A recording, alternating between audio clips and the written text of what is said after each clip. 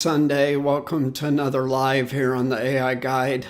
Thanks so much for tuning in. I hope you guys had a great week and are having a good weekend.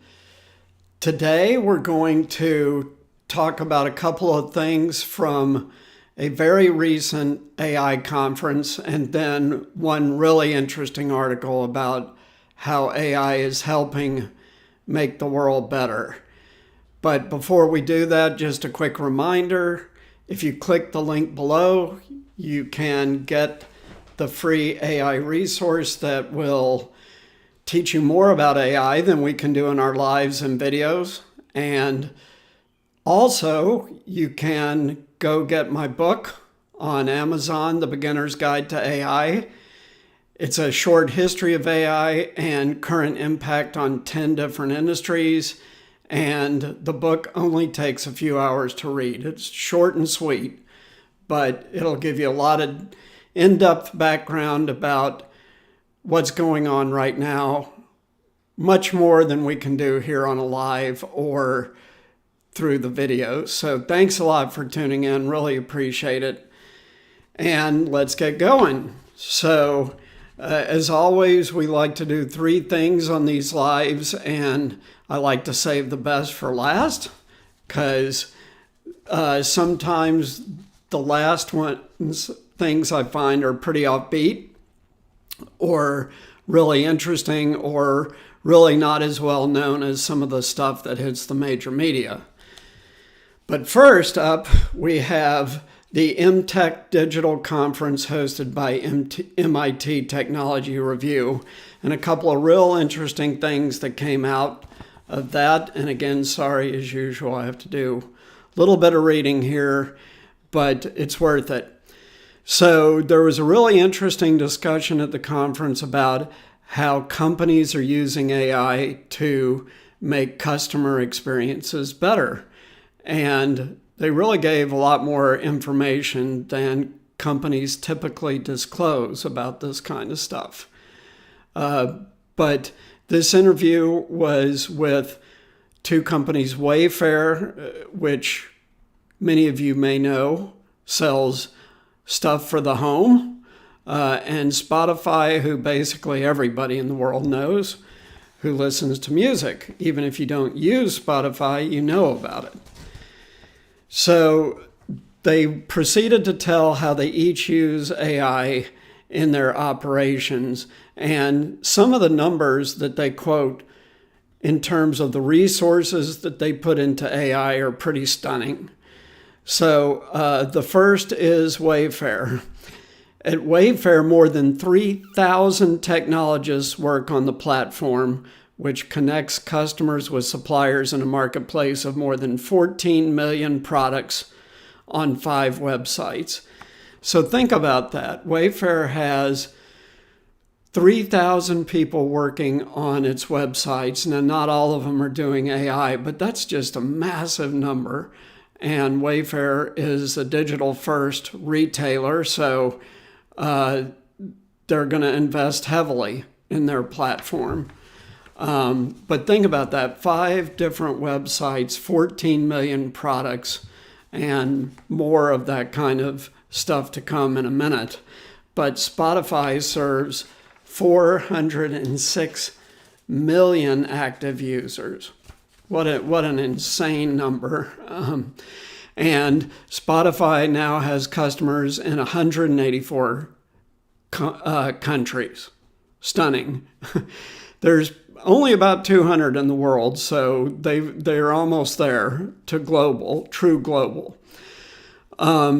Millions of creators on Spotify, 82 million music tracks, 3.6 million podcasts. So why are these guys using AI? Because of the scale. The scale of what they're doing is enormous. How do you recommend, if you're Spotify, what someone listens to if you have 406 million different listeners, all different people? And as we know, people are very individual in their tastes. And Wayfair talks about this too. So it's crazy. So Wayfair's chief technology officer, CTO, her name is Fiona Tan, and she says they use two rules to decide whether to use AI automation. One is identifying areas with large quantities of accessible, relevant data. And the second is they use it for stuff where the AI can be wrong, right? Because despite the really unbelievable advances of artificial intelligence in the last 5 years, AI still makes a lot of mistakes at this point. Why? Because either the algorithm needs further work or the data isn't perfect, and the data is never perfect. Actually, we're going to talk about that on Wednesday. Tune in Wednesday for the video that will talk more about that. But so Wayfair uses AI principally for advertising, for search on their platform. When someone types in, let's see, sofas, it's going to use AI to return the data for sofas from their 14 million suppliers. Crazy. And with search, the third is supply chain. So Wayfair is growing. It's newer than Amazon, obviously. And unlike Amazon, which now has warehouses virtually anywhere, in fact, it's funny. I was driving earlier this weekend, through the sticks of Massachusetts on the way somewhere, and way in the middle of nowhere was this monster brand new Amazon warehouse. And I was like, where do they get all the people that they need to work at this place so far out in the country? Really amazing.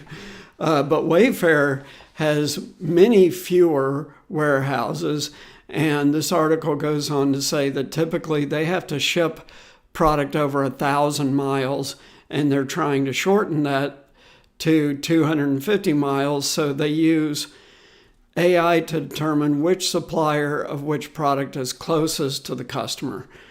Because often a customer can be shown a lot of things that are similar, right? And if they can get the customer to pick an item that is similar and much closer and therefore much cheaper to deliver, they make more money. So this is how businesses are using AI in the real world today, right now. And then we go on to Spotify. So Spotify, their goal is to provide a lifetime of content to each individual. And that is a challenge. And one of the main things that they use AI for that I thought was really, really interesting is not to provide their customers with similar product, but to gently nudge them, they said, over time into listening to new and different music that they normally wouldn't listen to. So they said this has been proven because in their search function, people very, very consistently pick the same type of listening experience over and over and over again, or the same podcast over and over and over again. Whereas they're using their algorithm to get people to check out some music they otherwise normally wouldn't listen to, but that the algorithm believes they will like, and or a different podcast that is similar to the ones that they listen to already. But just like with the AI guide, there's other AI sources out there, and our focus is totally different than every other one. Our focus is making AI human, talking about the human impact of AI. No one else is doing this.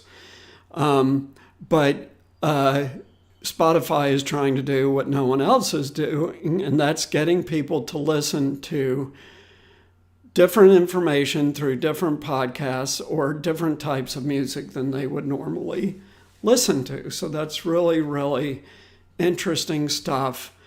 And this kind of information about how companies use AI doesn't come out a lot. Why? Because every company is trying to build a competitive advantage. And the way you do that is by coming up with something novel or new and keeping it secret. Trade secrets, they call it. But sometimes at these conferences, a company will be unusually transparent. Now, we can all understand why Spotify can do that more. First of all, they're trying to make themselves different from the competition and explain how they're making themselves different from the competition.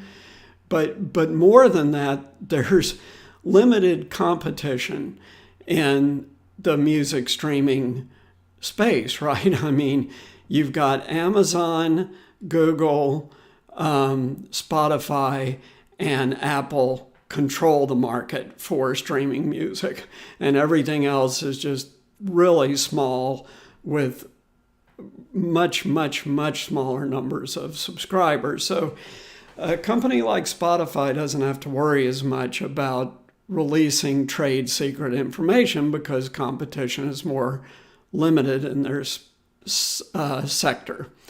So yeah, this is a good example of the additional depth of information and sharing that we like to do here at the AI Guide, where we talk about aspects of AI that you just don't read in regular news articles, like trade secrets, for example. 1 second. So next up, we have another story coming out of the EmTech digital conference hosted by MIT Technology Review. And hats off to them for doing great conferences. This is a discussion with anyone who listens to this channel is going to know who this person is most likely. And that is Andrew Ng. Why will my listeners, with some exceptions, but mostly know who Andrew Ng is? Well, this is why. Andrew Ng is the founder of the Google Brain Research Lab, co-founder of Coursera, and former chief scientist at Baidu. So everyone who is very interested in AI knows that Andrew Ng is one of the true heavy hitters of all time in artificial intelligence. So when he talks, people listen. And he had something very interesting to say. The substance of his interview was this. Tremendous progress has been made in creating much more powerful algorithms. And that is because of better processing power by companies like NVIDIA with their chips that are designed specifically to run neural nets and other things in artificial intelligence. But also cloud computing, as we've talked about, that no one else really mentions, but it's a gating factor to the progress of artificial intelligence in the last 5 years. Without it, it just wouldn't have happened to the degree it has. And finally, the other thing is that what does AI need besides those two things? And we've talked about it a lot. Well, that is data.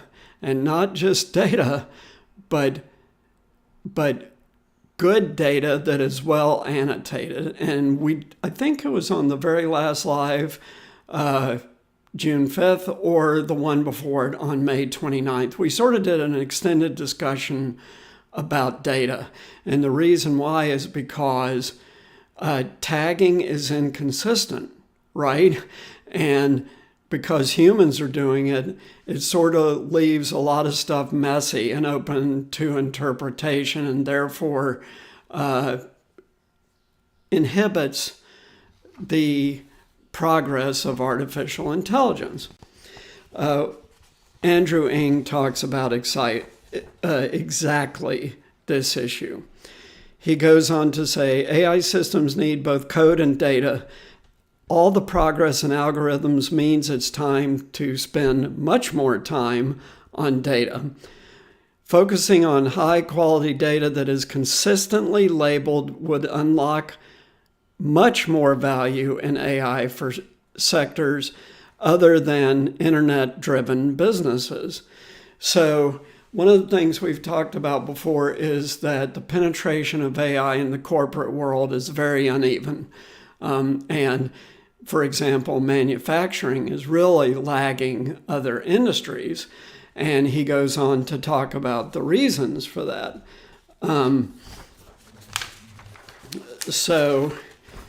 Here we go.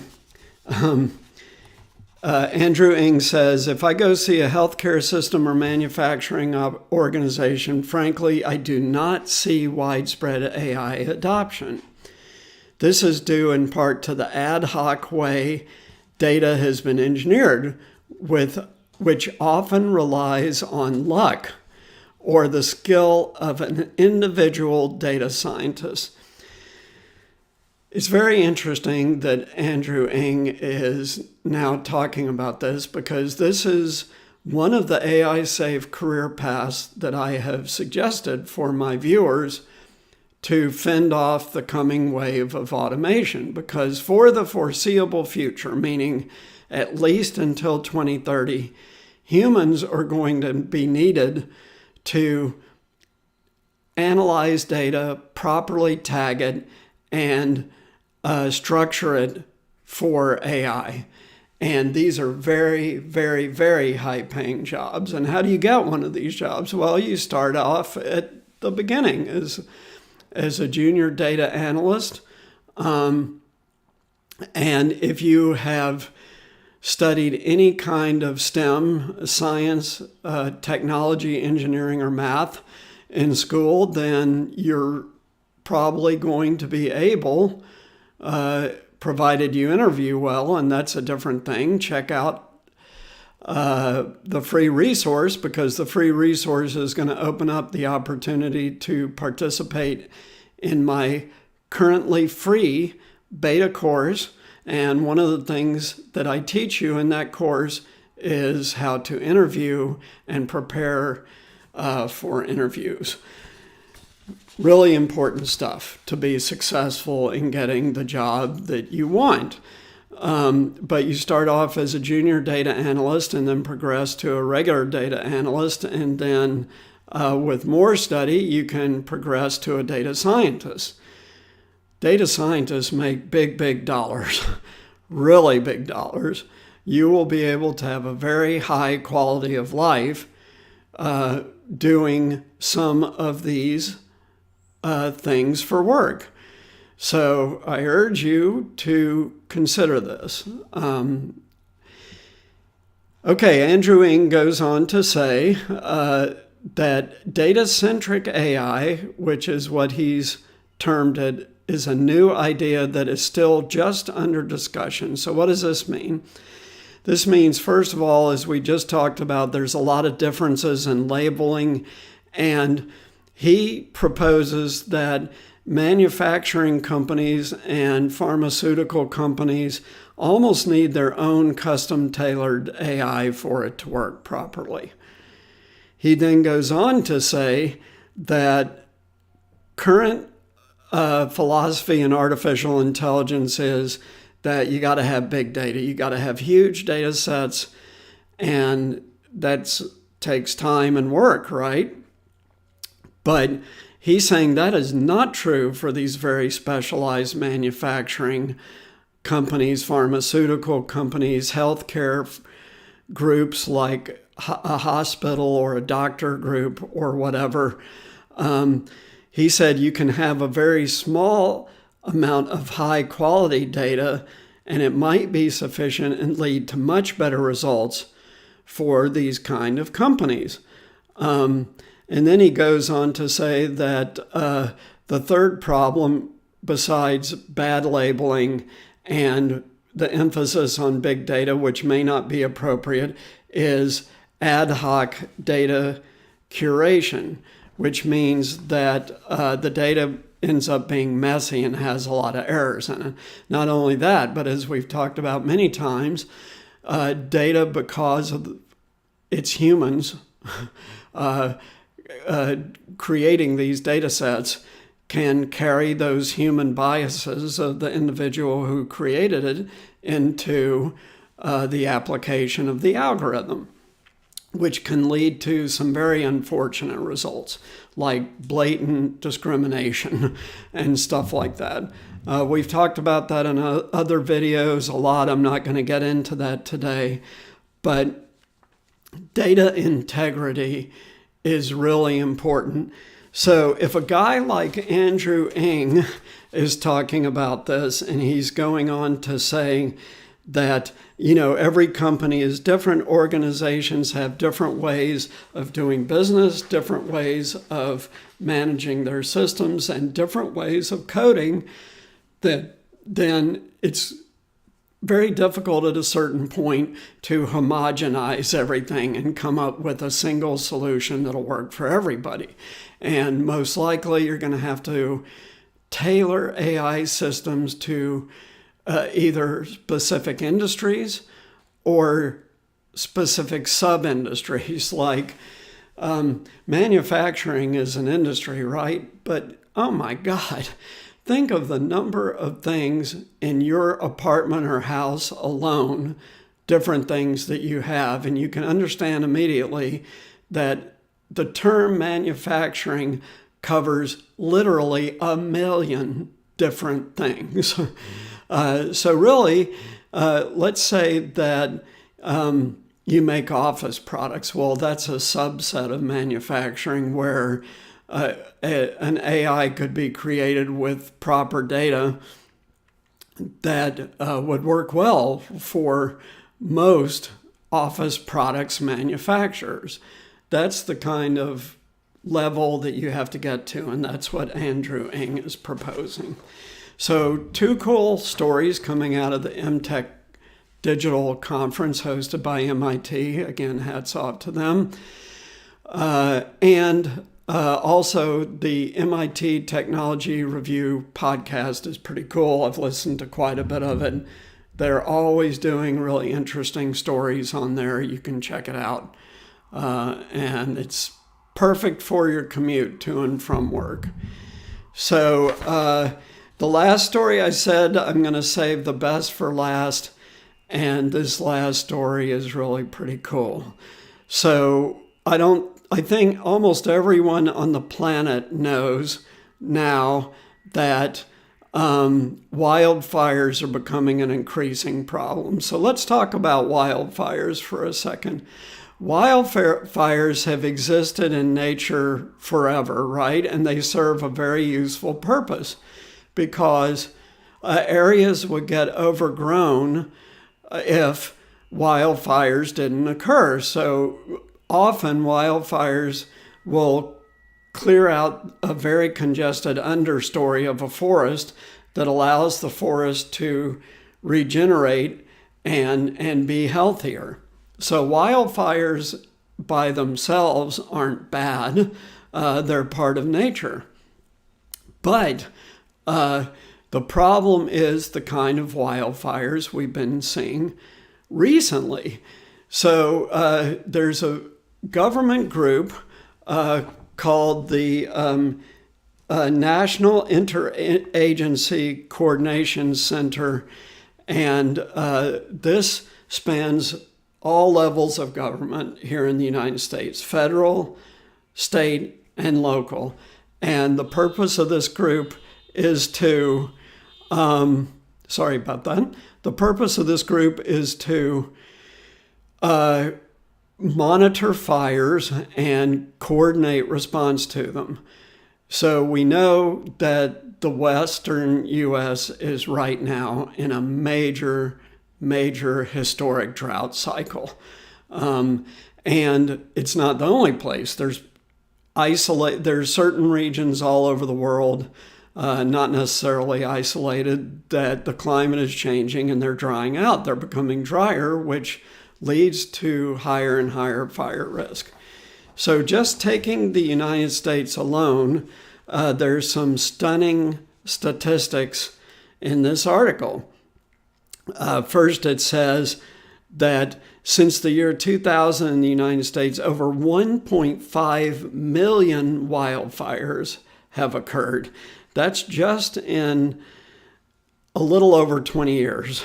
So that means that there is over 100,000 wildfires, or around 100,000, little under 100,000 wildfires in the United States every single year. 100,000, let's just use that number to make it easy.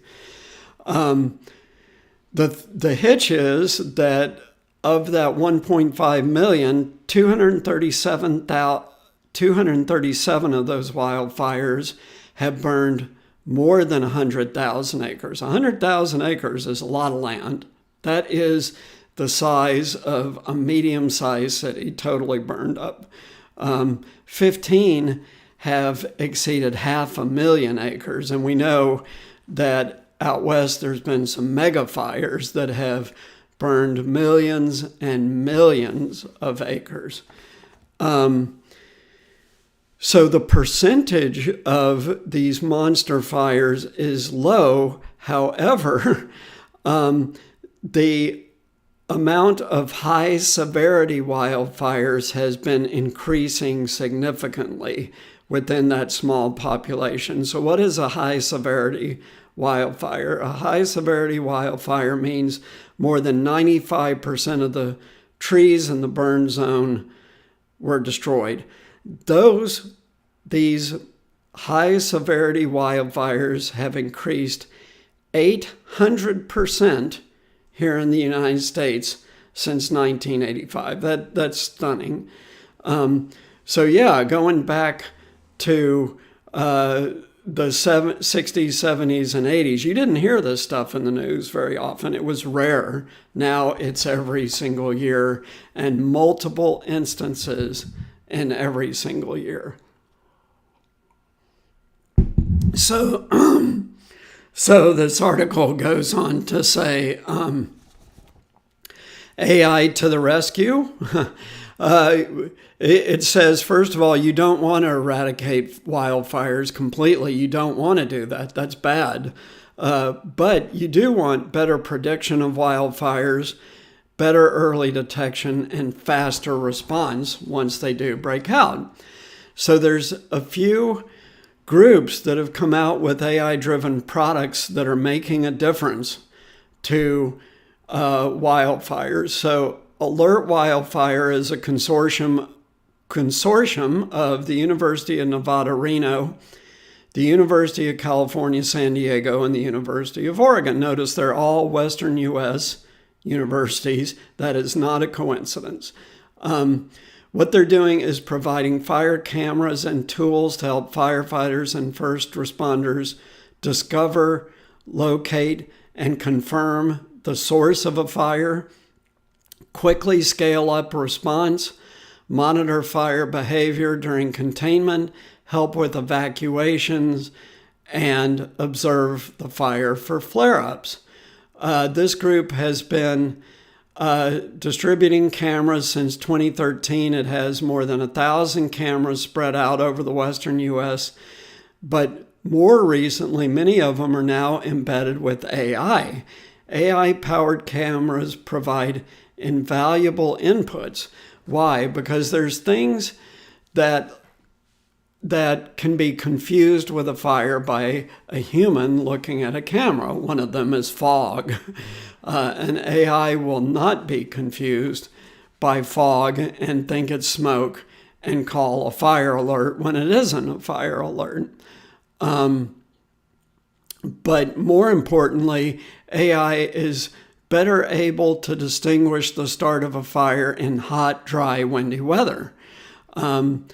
AI can scan images and detect difference in images at a rate impossible to perceive by the human eye.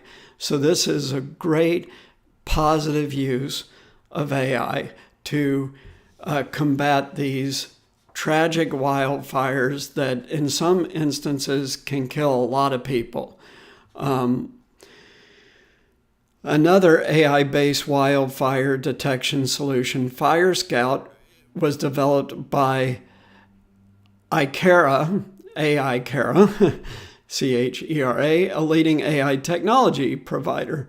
And starting in 2021, Pacific Gas and Electric, who you might recognize was the ignition source for the biggest fire in California history with the most fatalities, they partnered with iCara in Fire Scout to start putting out fire watch cameras that work around the clock instead of a fire tower that's often manned during fire season, although there is no more season to fires, and people can miss stuff.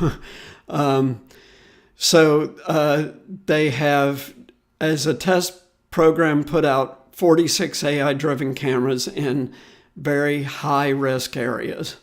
And then all the way back in 2019, all the way back, but 3 years ago in the AI world is a long time, IBM teamed up with Compta Emerging Business to help create a fire detection product called B2 Fire Detection Technology. And they have provided this to the country of Portugal to spot forest fires in the country of Portugal. And now in Brazil, Syntexis, a commercial agriculture technology company, and Omdine, a platform for building AI solutions, successfully built a system that identifies smoke and flames with more than 95% accuracy, dramatically reducing false positives. So all this stuff is really, really beneficial. Why? First of all, as it just said, AI-enabled cameras make the right classification. Is this a fire or is it not? They more quickly can get response going and scale that response as needed to the size of the fire. They can help with containment. They can help with hot spots that pop up later. And most importantly, they can help with prediction, because that's what AI is getting better and better and better at, is predicting future situations in very narrow areas right now, but they can predict which way the fire is going to go and call for evacuation so that people don't get killed. So this is a great, great use of AI that's relatively new.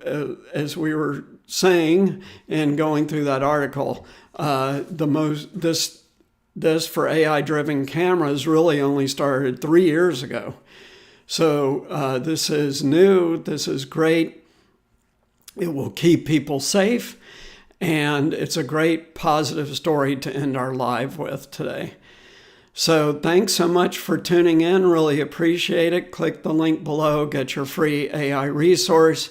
If you do that, you will get the opportunity, once you get the resource, to take the beta course for free called the AI Safe Career Pivot. And it does exactly what it's named. It helps you pivot your career to something that will be relatively AI safe.